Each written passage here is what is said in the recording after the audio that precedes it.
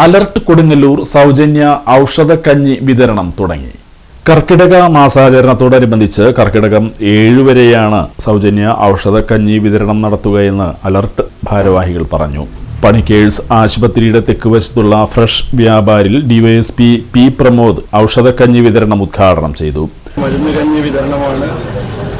അതിനുവേണ്ടി സുമനസ്സുകളുടെ കൂടിച്ചേരലും അതിന് സഹായകമായത് എൻ്റെ സുഹൃത്തായിട്ടുള്ള സുരേന്ദ്രൻ സാറാണെന്ന് കേട്ടപ്പോൾ വളരെ അഭിമാനം തോന്നി.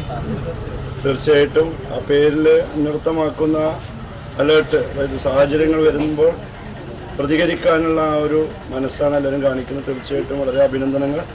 കൂടുതൽ മേഖലയിലേക്ക് ജീവകാരുണ്യത്തിൻ്റെ വലിയ അത്യുന്നതങ്ങളിലേക്ക് നല്ല മനസ്സുള്ള നിങ്ങൾക്ക് എല്ലാവർക്കും പോകാൻ കഴിയട്ടെ എന്ന് ആഗ്രഹിക്കുന്നു.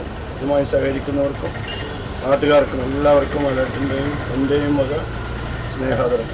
ശ്രീകുമാര സമാജം സെക്രട്ടറി എം.എ. ജോഷി മുഖ്യാതിഥിയായി പങ്കെടുത്തു. അലർട്ട് പ്രസിഡന്റ് CC അനിത അധ്യക്ഷത വഹിച്ചു. എല്ലാ പ്രോഗ്രാമിലും നമുക്ക് സാറന്മാർ വന്ന് നല്ല സപ്പോർട്ടോടുകൂടി നമുക്ക് അത് ഉദ്ഘാടനം ചെയ്യാനുള്ള അവസരം നമുക്ക് കിട്ടാറുണ്ട്.